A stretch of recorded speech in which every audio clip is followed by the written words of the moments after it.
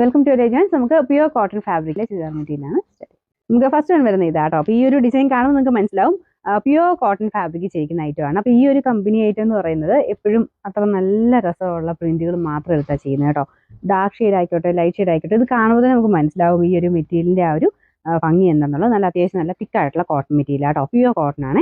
അപ്പോൾ ഇത് pure cotton wash ചെയ്യാൻ കുഴപ്പമൊന്നുമില്ല. സെപ്പറേറ്റ് വാഷ് ചെയ്യുന്നതായിരിക്കും എപ്പോഴും നല്ല. കാരണം നിങ്ങൾ കൊടുക്കുന്ന ലൈനിങ് ഏതാണെന്നുള്ള നമുക്ക് ഉറപ്പില്ലല്ലോ. അപ്പം ചിലതൊക്കെ കളറിന് ചിലപ്പം ഡാർക്ക് ഷെയ്ഡൊക്കെ ആകുമ്പോഴത്തേനും ഈ കളർ പോകുന്നു പറഞ്ഞാൽ അതിനങ്ങനെ പ്രത്യേകിച്ച് പ്രശ്നങ്ങളൊന്നും കാണത്തില്ല. ഇതിനല്ല, ലൈനിങ്ങിൻ്റെ കാര്യമാണ് ഉദ്ദേശിച്ചത്. ലൈനിങ് ആണെങ്കിലും കൂടുതലും കുറഞ്ഞെടുത്താലും ഏതാണെങ്കിലും ചില സമയത്ത് ചിലപ്പോൾ കളറിൻ്റെ പ്രശ്നങ്ങൾ കാണാറുണ്ട്. അതുകൊണ്ടാട്ടോ പറഞ്ഞത്. ഇപ്പോൾ ഇങ്ങനത്തെ മോഡലൊക്കെ വരുമ്പോൾ കോട്ടൺ ലൈനിങ് തന്നെ കൊടുക്കുമ്പോൾ ചിലപ്പം കളർ പോകാനുള്ളൊരു ടെൻഡൻസി കാണിക്കാറുണ്ട് ആ ഒരു ലൈനിങ്ങിന്. അതുകൊണ്ട് സെപ്പറേറ്റ് വാഷേ ചെയ്യാവുള്ളൂ. അപ്പോൾ ഇതൊന്നല്ല, നമ്മുടെ അടുത്ത് നിന്നല്ല, എവിടെ നിന്ന് മേടിച്ചാലും കോട്ടൺ മെറ്റീരിയലൊക്കെ സെപ്പറേറ്റ് തന്നെ വാഷ് ചെയ്യുക.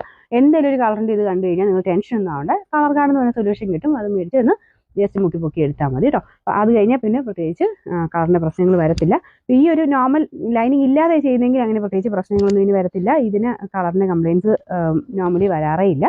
നല്ല തിക്കായിട്ടുള്ള കോട്ടൺ ഫാബ്രിക് ആയതുകൊണ്ട് എന്താ പറയുക, നല്ലൊരു കോട്ടൻ്റെ തന്നെ ഒരു കമ്പനി ആയിട്ടും ആയത്. നല്ല ലെങ്തും കിട്ടും, പ്രിന്റുകളും നല്ല ക്ലാരിറ്റി ആയിരിക്കും കേട്ടോ. കാണാൻ നല്ല ഭംഗിയുള്ള പ്രിന്റും കളേഴ്സുമാണ് ഇതിൽ വന്നേക്കുന്നത്. അപ്പോൾ ഇത് ഫസ്റ്റ് വരുന്നത് നല്ലൊരു ഡാർക്ക് മെറൂണിൻ്റെ ഷെയ്ഡ്, ഒരു ഫ്ലവർ പാറ്റേണുള്ള ഡിസൈനാണ്. ബാറ്റിക്കിൻ്റെ പ്രിന്റാണ് ചെയ്തേക്കുന്നത്. മൊത്തത്തിൽ ആ ഒരു പ്രിന്റ് കൊടുത്തിട്ടുണ്ട്. ദുപ്പട്ടയ്ക്കകത്തും ഫുൾ ആ ഒരു പ്രിന്റ് വരും. നല്ല ലെങ്തിയാണ്. ദുപ്പട്ടയാണെങ്കിൽ പോലും ഹാൻഡിൽ ചെയ്യാനും ഈസിയാണ്. ലൈറ്റ് വെയിറ്റും പക്ഷേ അതിന് അത്യാവശ്യം തിക്നെസ് ഉള്ള ഫാബ്രിക്കും ആട്ടോ. ഡിസൈനൊക്കെ അടിപൊളിയാണ് കാണാനായിട്ട്. ബോട്ടത്തിലും പ്രിന്റ് വരുന്നുണ്ട്.